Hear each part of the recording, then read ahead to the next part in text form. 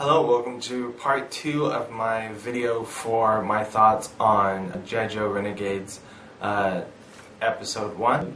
We were just getting into the part where Duke and the rest of them are finally going into the basement to figure out what's going on, because Scarlet says everything that's going down in the underneath Cobra Industries medical factory is what's really important. And of course there's a joke about we're here just because they have a basement, so now we'll get into what's going on down in the basement. The first thing is we see a train tracks, but they don't seem to realize that it's there. Then they get into how, Snake Eyes should have, is such a great ninja and he's done all this other stuff so far and he's on Scarlet's side and everything, so he should have warned them about the train. So then we find out that he can't say anything. We don't know why yet, so it will be interesting if they get into what exactly prevents Snake Eyes from being able to speak. Which is good, again, that they've kept with him not speaking. I know that's going to make some people happy to know. So then, once we go from that, we then go and see our first look at General Anthony and Anastasia, or otherwise known as the Baroness. And they're at like a gala or a fundraiser for some type of veterans affair that the CEO of Cobra Industries is, thanking them all for being there, and he's sorry that he can't be there. And we basically find out that there must be something else going on with this Baroness as well, because the general ends up dropping his teacup or something like that, and she doesn't catch it like this. She catches it like that as it's falling to the ground, and she's in this really tight dress too, so the fact that she was able to do that kind of gives you a hint at there's something more to her as well. The fact that this time I don't think she's being called DeCobra or DeCobra. It's now the CEO of Cobra. That's now his last name. So then we get into what we've known, again, if you've been following the lead up to the launch of Renegades on the hub. And that is Anastasia's glasses. She touches them, and so far they seem to do like a sonar. Can't think of the right word right now, but they're very high-tech glasses, unlike in previous incarnations of the Baroness. So that's really nice. I like seeing the high-tech spy look of these they're not really sunglasses yet. I think maybe she'll be able to change them, but more of just basic glasses. So then we finally see the use of the glasses in one way, because Scarlet ends up getting a hold of General Anthony and tries to explain what is going on, but either the fight begins, or I think Anastasia is able to tell her Cobra forces to scramble the information, so before Scarlet can get everything out that she's trying to say, the connection gets lost between her and General Anthony, and he even on his little phone sees a reflection of somebody looking out the window, but by the time he turns around I don't think he gets to see. So then we see our first look at another change for a character that most people know, and it's a mad scientist working in the basement, and there seems to be like these containers that are holding some type of monster inside of them, and Duke is like, well, big deal, it's a freak show, but what more is there? And it's kind of like, really? A freak show? You got these monsters down there and that doesn't shock you at all? So I guess that could be one con right there. So then we find out from Scarlet that the mad scientist's name is Brian Bender, or also known as Dr. Mindbender. And of course, as I think Tunarat says, it's a real shock that Ripcord likes the name Mindbender, because he likes that. And then it's really cute too, because we get that interaction with the apple pie again, where Tunnel Rat, I think, says something like, or maybe it was Ripcord, where, what are they making down here? And Roadblock, of course, says, I'm sure they're making apple pie. Oh, and I forgot to mention that too. If my dad ends up seeing this video, or anyone else sees this video that doesn't know anything about all this stuff yet, the guy that is voicing General Anthony is Lee Majors. And so he's obviously done all kinds of other episodes and TV shows and everything of the $6 Million Man and also The Fall Guy. And I can totally remember watching those with my dad. So, Dad, if you did not know that, there's a little bit of information about what Lee Majors is doing right now.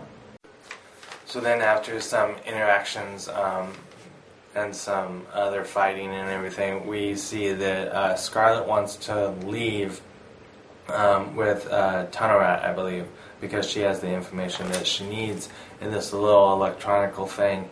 And Duke, Weems, and Ripcord are all nodding that they basically want to stay. But then Tunnel Rat says something about the nod, and we find out later that Weems had no idea why they were nodding anyway. He was just joining his buddies, I guess, with a nod. So then the other thing I have is when they're trying to leave, everybody ends up getting caught by this shape-shifting monster, but thankfully Tunnel Rat gets away and he's going to go get some help. But after the Joes are caught, we see that there is the monster actually is called a Bio-Viper. And there's a conversation between Mindbender and the Baroness, and that's basically, I think, how we find out about the Bio-Viper. Sorry, I'm messing up there. But while the conversation is going between Mindbender and the Baroness, we see there's like this little kind of like air duct, maybe cable, something like that, and you see a little silhouette of Tunnel Rat, you know, basically tunneling through, and so that I thought was really cool how they did that. So then Mindbender's trying to turn all the other Joes into these Bio-Vipers, but thankfully Tunnel Rat comes and sets them free, and of course there's another cute interaction joke between him, Scarlet, and Duke that I liked. Then we see while they're trying to blow up the basement that Weems gets his dog tags ripped off, and thankfully Ripcord gets them. So then I have how Ripcord ends up getting his name.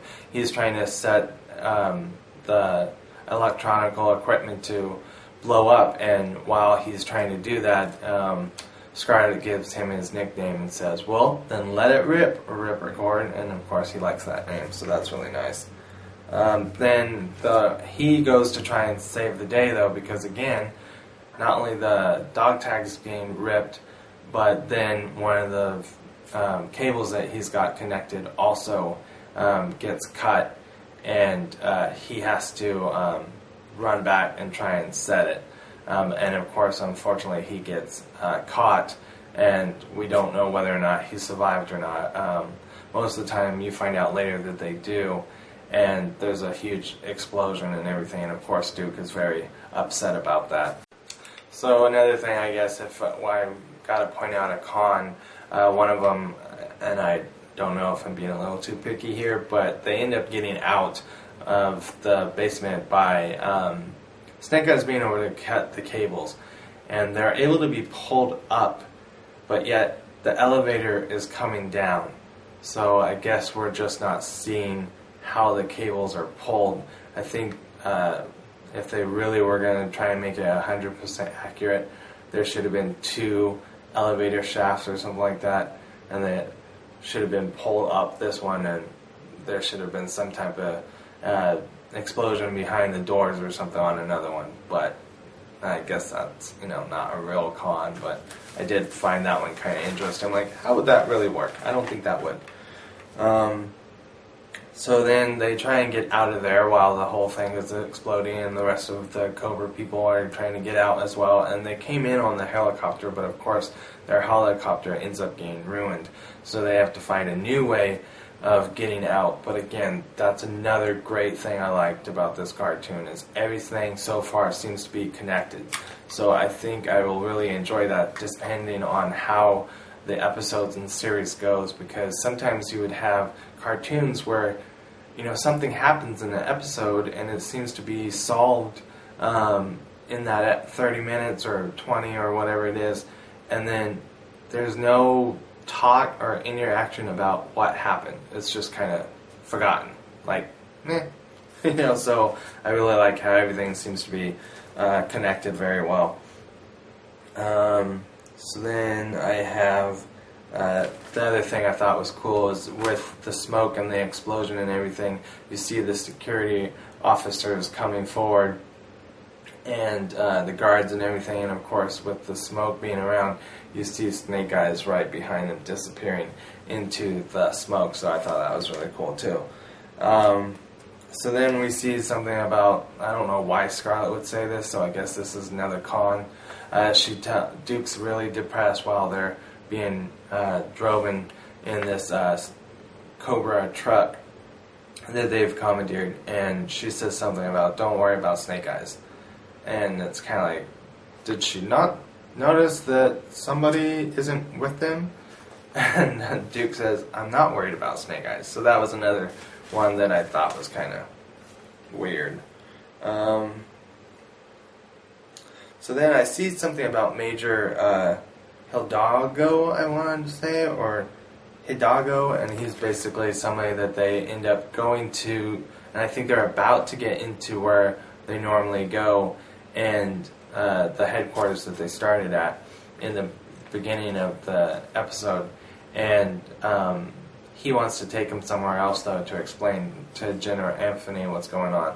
And I didn't look, but I really wanted to look at the Real American Hero cartoon, because I wanted to see if that name had been used before, because it kind of reminded me of the episode where in the Real American Hero they're being tested by another major, and it's not exactly the same, but I always try and find out that connection, so I'll definitely look that up later.